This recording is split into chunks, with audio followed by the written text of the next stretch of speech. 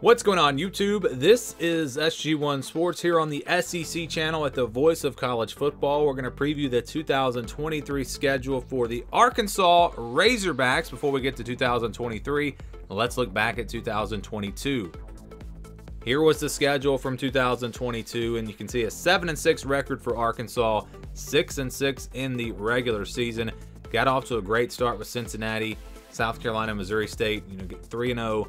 Looked pretty good, and even in the Texas A&M game, looked like they were going to win that game early on. Then the one play really flipped that game, and had a rough stretch there with Texas A&M, Alabama, Mississippi State. Then they bounced back with road wins over BYU and Auburn before losing to Liberty. That was a really tough loss there. Also losing to LSU in an ugly, low-scoring game. Beat Ole Miss, finished off with a loss at Missouri. So kind of an up-and-down year for Arkansas. They played Cincinnati and BYU in the non-conference. Not Power 5 teams, but still quality opponents. They were able to win both of those games. And then you look at who they played out of the East last year. Of course, they played Missouri every year. So they played them at the end of the season like they always do.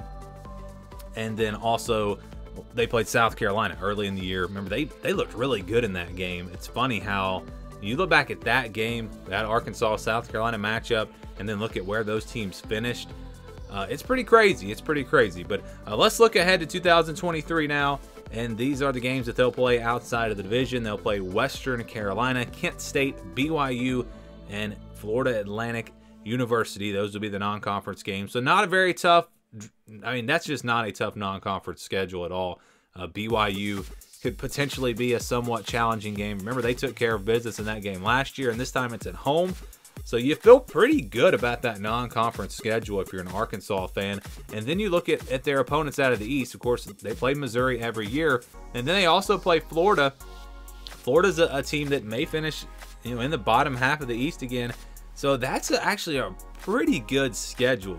Their games outside of the division, very winnable games. I mean, they have a chance to go 6-0 in these games. And so if they can do that, they're already to a bowl game before even having to play, before you even look into the division games. Of course, SEC West is going to be very, very tough. But very nice schedule here outside of the division. Let's look at all of the schedule, go week by week now. They open up with Western Carolina, and then they'll play Kent State and then BYU. So instead of playing BYU kind of later in the year, they'll play them early on.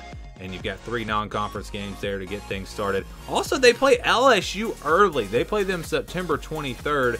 That's a much different spot on the schedule. We're used to that game being late in the year. Of course, it used to always be on the Friday after Thanksgiving before Missouri came to the SEC.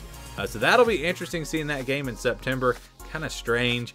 They'll play Texas A&M after that on September the 30th.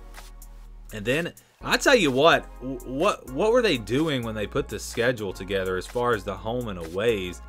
They've got 4 straight SEC games away from home because they'll play Ole Miss on the road and then Alabama on the road.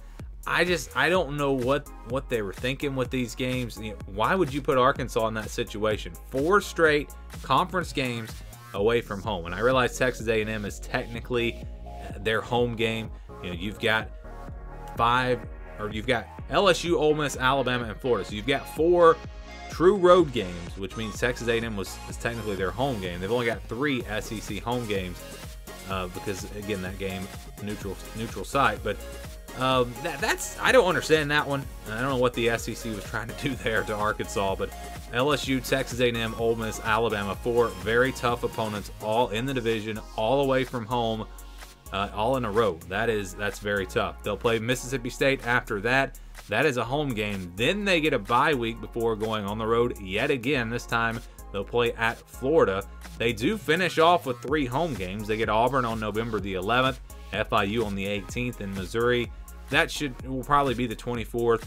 The schedules always say that game is on Saturday, and then it gets changed later. I don't know if they've agreed to a Friday game or I don't know why they do it that way, but that game has been on Fridays for the last several years. So I'm expecting that to be the case.